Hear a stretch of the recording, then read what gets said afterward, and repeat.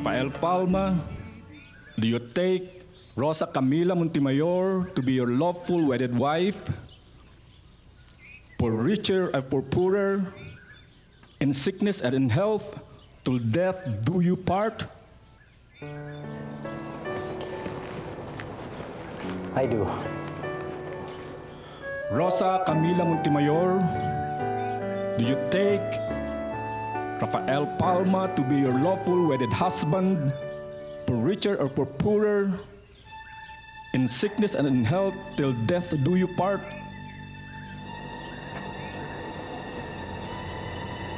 Rosa Camila.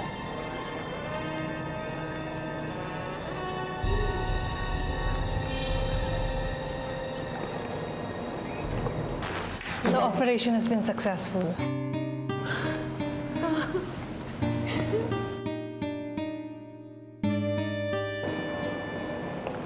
I do. I now pronounce you man and wife. Rafael, you may kiss the bride.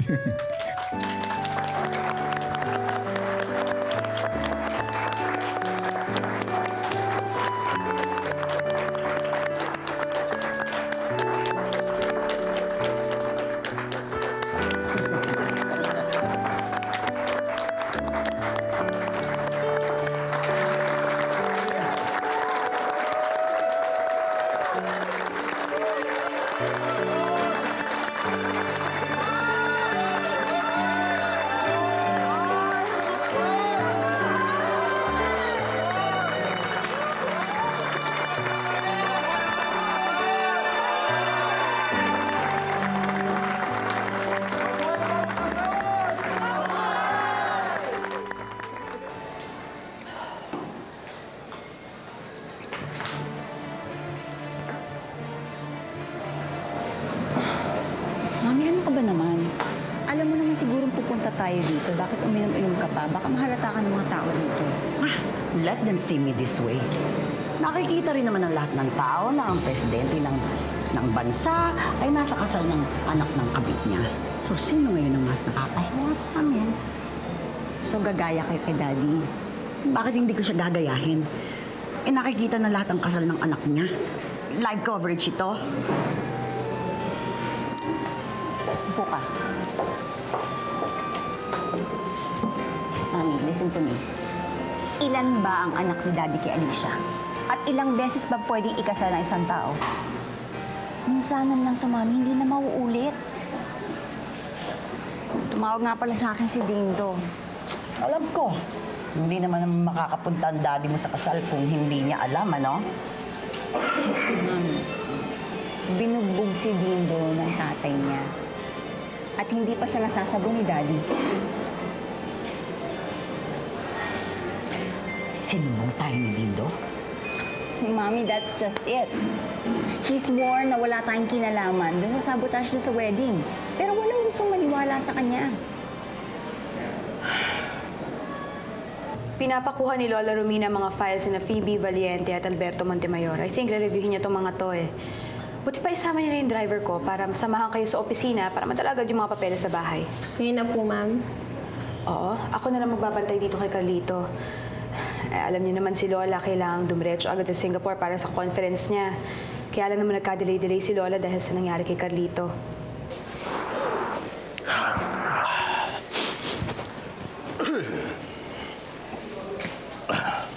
We could have ruined the wedding. We could have ruined it kung pumunta tayo. Dapat nandun tayo talaga eh. Bakit di ka nagpunta? Well, at least nasira natin yung mood ng kasal. I'm sure nabasa ni Rosa Camila yung tinext ko sa kanya na nag-aagaw buhay si Carlito. Basta pag-uwi ni Daddy, bago magalit, unahan nyo na. Oo nga, kaya nga eh. Dapat pagplanuhan natin, Mami, kung ano masasabihin natin kay Daddy. Kasi nga walang gustong maniwala na hindi nga kami involved daw sa sabotahe doon sa wedding. Eh, meron pa naman sana akong romantic present para sa bagong kasal. I just hope na hindi natakot itong si Dindo dahil sa sabunan ting na yun. Huh? A romantic present? Yeah. From the wedding singer herself, from me to them. Mabuti na lang pala naging close kami ni Rosa Camila dati. Kaya, meron akong isang maliit na sikretong nalaman. Yeah, before I forget, please call NBI Chief Alfonso. I need to speak with him. May pinag-uutos si Lola eh. Dadaan nga pala ako sa opisina ni Lola. Sabihin mo sa akin, doon na lang kami meet. Yes, Miss Valiente. Magkano nga pala ang reward na nakapatong sa ulo ni Phoebe Valiente? 100,000 pesos po. Magdadagdag ng additional 1 million pesos si Lola. Yes, ma'am. Dead or alive. You may go now.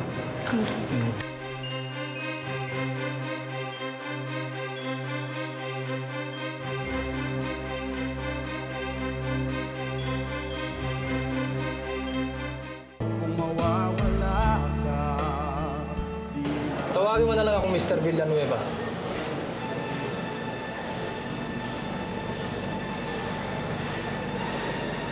Pwede ba kang magtanong? Ano yan? Nasaan na ba yung dati kong warden? Bakit parang bigla-bigla yatang nawala? Eh, kanina lang kasama namin ng First Lady. Wala namang binabalita sa akin. Nare-assign na siya. Ganun ba? Eh, Mr. Villanueva, meron ba siyang nagawang mali? Wala naman. Masyado kasing maluwag eh. Maluwag? Eh, hindi nga maluwag yun eh.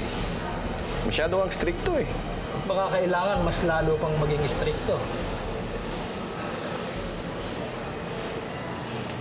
Teka, sandali lang. Hindi ba bawal pumasok ang mga guard sa kwarto ko? Baka kasi meron kang ginagawa kasing mali. Pwede ko bang tawagan muna yung airmat ko tsaka yung lawyer ko?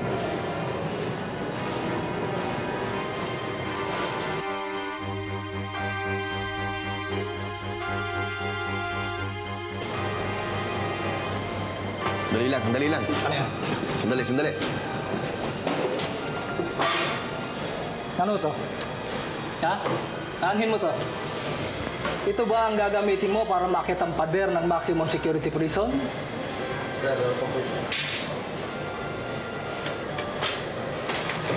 Chocolate. Chewing gum. Chemical. Gumagawa ka ng bomba? At saka kaya pala, lagi nagbabara yung banyo dito. Sa kubeta mo lahat, tinatapon lahat ng prepaid guards sa ginagamit mo. Hindi ka pa environment friendly, Mr. Montemayor. Pwede ko bang matawagan ng mami ko na bumisita sa akin? Ako na ang tatawag. And from now on, your visitors will be limited and subject to minute scrutiny kahit na First Lady pa siya. Sasabihin ko sa iyo, kahit na sinong Poncio Pilato kung hindi maghuhubad para ma-check ang bawat singit ng katawan niya bago mo sila makita, huwag na lang silang bumisita. Paplano pang tumakas, ha? Lubid ng rosaryo. Stupido.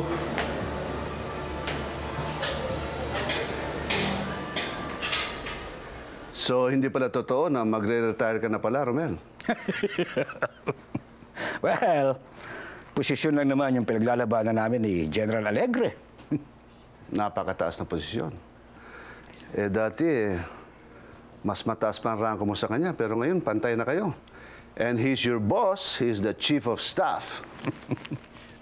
Tomas, surely naman hindi tayo nag-uusap ng ganito ngayon, no? Kung hindi mo alam na mas malaki ang following ko sa kanya sa buong armed forces.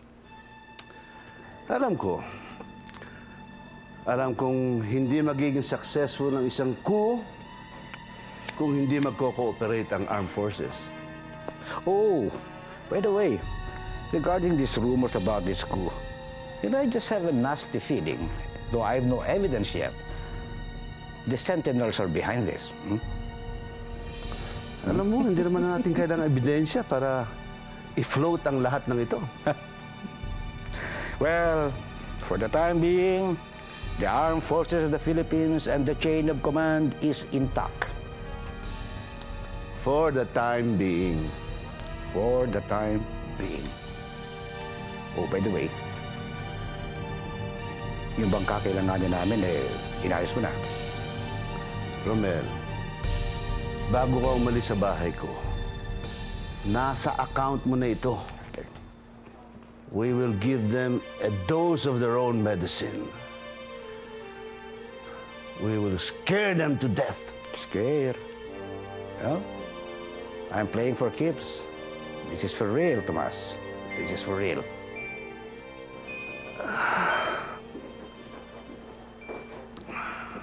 Oh, good evening.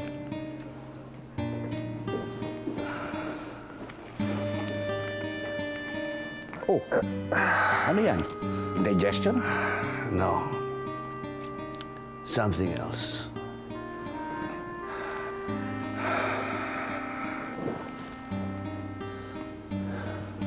Romel, I want you to do something for me. Gusto ko, ipa-imbestiga mo aking asawa. What? Yes. I don't know how or who, pero she has to be investigated. Siya lang ang makakasira sa lahat ng plano natin.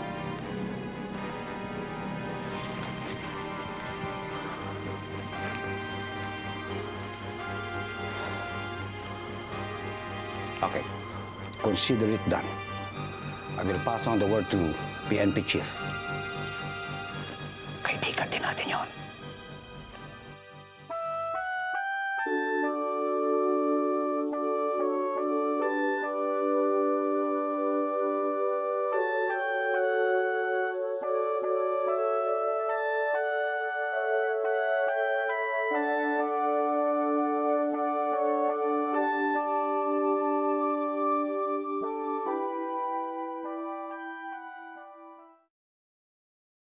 I would like to propose a toast.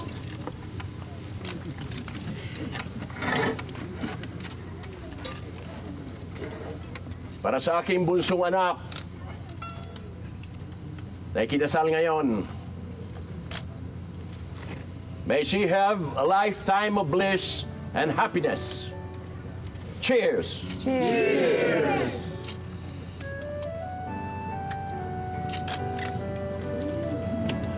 Para sa kaisa-isa kong anak, Rafael, sana mahalin mo si Rosa Camila tulad ng pagmamahal namin sa kanya ng kanyang ama.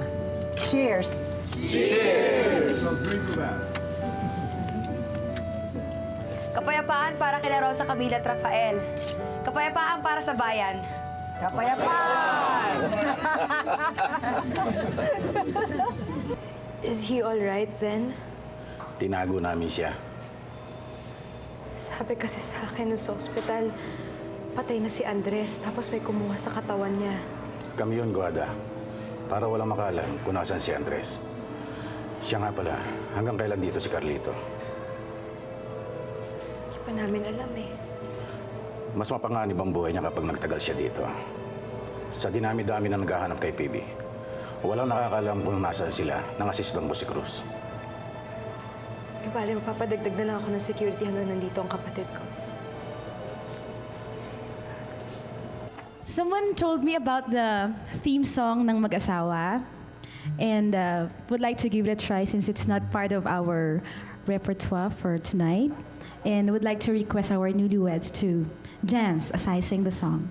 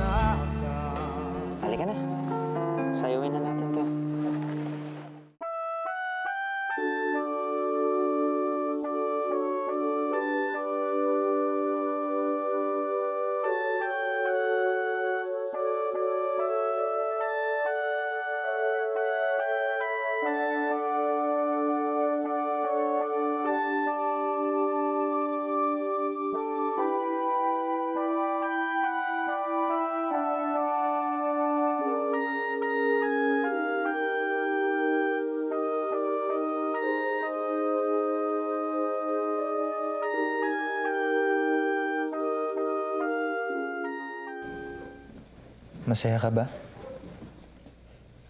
Oo. Bakit? May pag-alinlangan ka pa ba?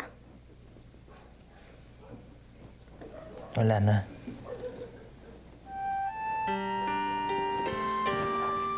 Rafael, mahal na mahal kita. All I ask from you is to trust me. Alam mo, gagawin ko ang lahat. Lahat para lumigaya ka. Alam ko yan.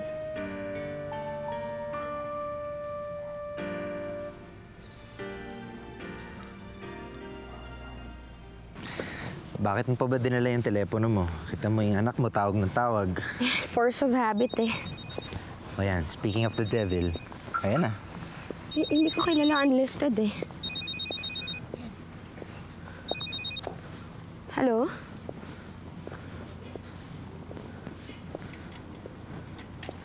Hello? Best wishes, Rosa Camila. Phoebe? Walang niya ka, Phoebe. Tigilan mo na kami. Pwede ba? May asawa na ako. Hindi ko na naman mabalikan si Carlito eh. Bakit? Kami ba ng pamilya ko tinigilan mo noon?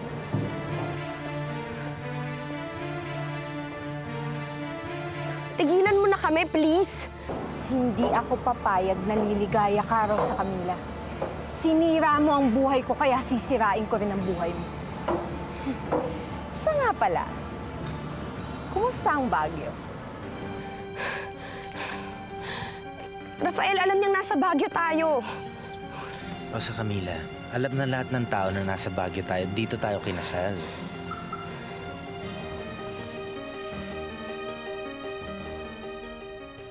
Alam mo talagang matatakotin tong si Rosa Camila. Mabilis siya magpanik.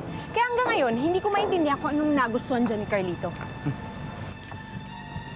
May 5 PSC nagbabantay sa loob ng building. 2 nasa loob ng suite ni Carlito. 3 nasa labas. At may 3 pa nagbabantay sa baba ng building. 1 nasa elevator. At kapag gabi, 5 pa nadadagdagan sa paligid ito. Kung ganon, mas maganda palang umatake tayo sa umaga. Para mas konti ang kalaban. Total, umaga o gabi, isa lang naman ang pakay natin. Ang tuluyan ng mamatay ang si Carlito. Mawawala ka.